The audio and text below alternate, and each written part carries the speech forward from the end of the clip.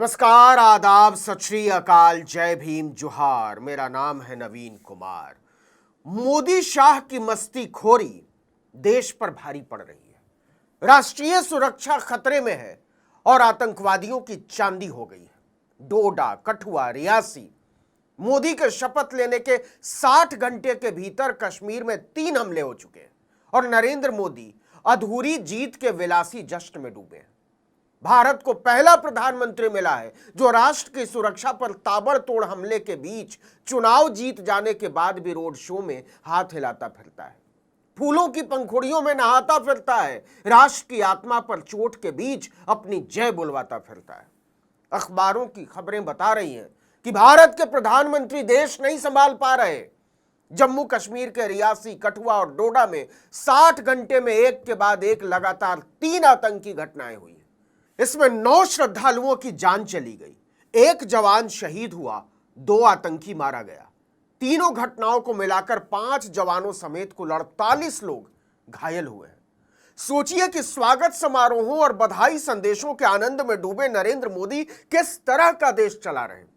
अमित शाह के तो कहने ही क्या, जब साल भर से मणिपुर नहीं संभाल पाए तो कश्मीर तो उनसे क्या ही संभलेगा। उनसे बस नेहरू को गाली दिलवा लीजिए, इस काम में माहिर है वो, बाकी काम करने के लिए मत बोलिए उनसे। 11 जून की रात 1 बजे के करीब जम्मू के डोडा में आतंकियों ने भद्रवा पठानकोट मार्ग पर 4 राष्ट्रीय राइफल्स और पुलिस की ज्वाइंट चेक पोस्ट पर फायरिंग शुरू कर दी। 5 जवान और 1 स्पेशल पुलिस ऑफिसर यानी एसपीओ घायल हो गए। हमले की जिम्मेदारी आतंकवादी संगठन कश्मीर टाइगर्स ने ली। डोडा चेक पोस्ट पर हुए हमले में घायल जवानों को सब डिस्ट्रिक्ट हॉस्पिटल में भर्ती कराया गया। इस घटना से केवल 4 घंटे पहले यानी 11 जून को ही देर शाम 8 बजे जम्मू रेंज के कठुआ में पाकिस्तान बॉर्डर से लगे हीरानगर के सैदा सुखल गांव में 2 आतंकी घुस आए। लोगों ने अपने अपने घरों के दरवाजे बंद कर लिए। मोदी उस समय लाजवाब डिनर के बीच बधाई संदेशों का मजा ले रहे थे। आतंकवादियों ने गांव में घरों के दरवाजे खटखटाने शुरू किए और जब किसी ने दरवाजा नहीं खोला तो फायरिंग शुरू कर दी। इसमें एक गांव वाला घायल हो गया। आतंकी हमले की खबर पाकर डीआईजी और एसएसपी पहुंचे तो एक आतंकी ने उनकी गाड़ी पर भी फायरिंग शुरू कर दी। ग्रेनेड फेंकने के दौरान वो मारा गया। लगातार मुठभेड़ चलती रही। पुलिस ने आतंकी के पास से अमेरिका में बनी M4 कार्बाइन बरामद की। सुरक्षा बलों को एक और आतंकी के छिपे होने की आशंका है। कठुआ में आतंकी से मुठभेड़ में सीआरपीएफ के कांस्टेबल कबीर दास को गोली लग गई। उन्हें गंभीर हालत में अस्पताल में भर्ती कराया गया। अगले दिन इलाज के दौरान उनकी जान चली गई। 35 साल के कबीर दास उइके मध्य प्रदेश के छिंदवाड़ा की बिछुआ तहसील के पुलपुल डोह के रहने वाले थे। उन्होंने 2011 में सीआरपीएफ ज्वाइन की थी। 4 साल पहले उनकी शादी हुई थी। परिवार में मां है, पत्नी है, छोटा भाई है। पिता का पहले ही निधन हो चुका है। 8 दिन पहले ही ड्यूटी पर लौटे थे। जल्दी ही उनकी पोस्टिंग भोपाल होने वाली थी, लेकिन अब घर में मातम पसरा हुआ है। इस घटना से केवल 2 दिन पहले जम्मू रेंज का है रियासी, तारीख 9 जून शाम 6:15 के लगभग नरेंद्र मोदी और अमित शाह दोनों दिल्ली में शपथ के जश्न में सराबोर थे। हजारों लोगों के बीच मोदी मोदी चल रहा था। गृह मंत्री अमित शाह से लेकर रक्षा मंत्री राजनाथ सिंह तक उसी मजमे का मजा ले रहे थे।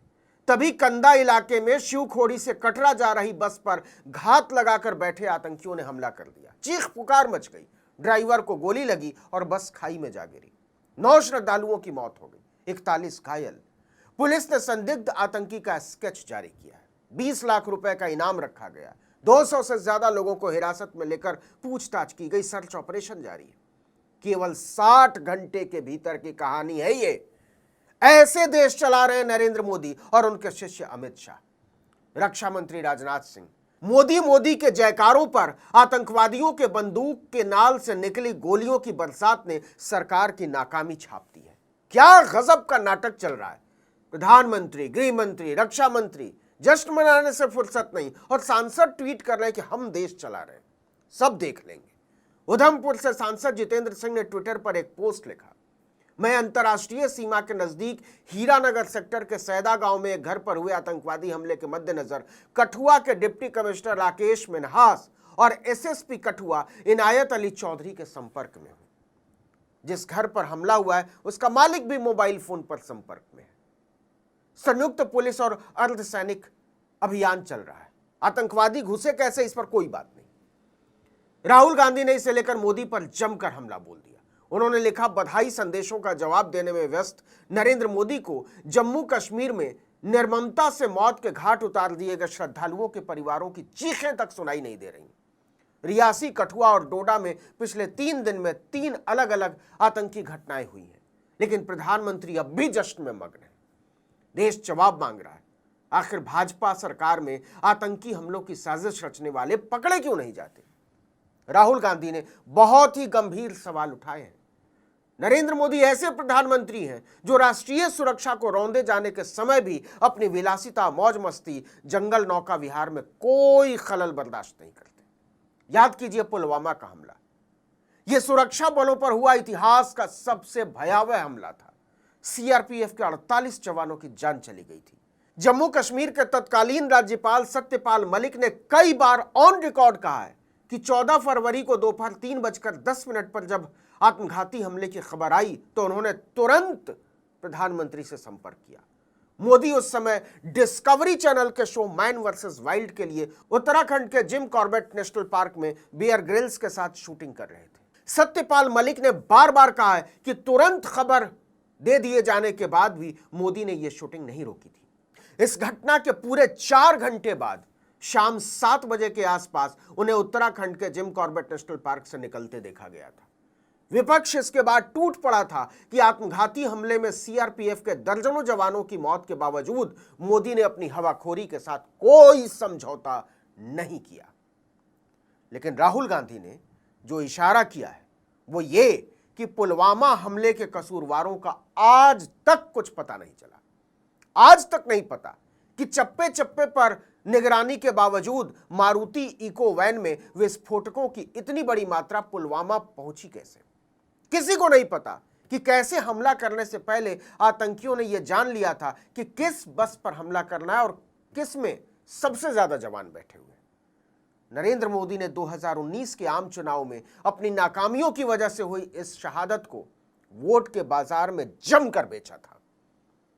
इस समय हम जानबूझकर डोकलाम की घटना का जिक्र नहीं करना चाहते, लेकिन देश जानना चाहता है कि 18-18 घंटे काम करने वाले मोदी करते क्या है। महंगाई उनसे दूर नहीं होती, बेरोजगारी उनसे दूर नहीं होती, आतंकवादी हमले वो रोक नहीं पाते, आतंकवादी हमलों के साजिशकर्ताओं को वो पकड़ नहीं पाते। तो सवाल है कि दबाकर खाने और तान कर सोने के अलावा मोदी अपने राजमहल में करते क्या है। इस वीडियो में इतना ही। आर्टिकल 19 इंडिया को लाइक, सब्सक्राइब और शेयर कीजिए। नमस्कार।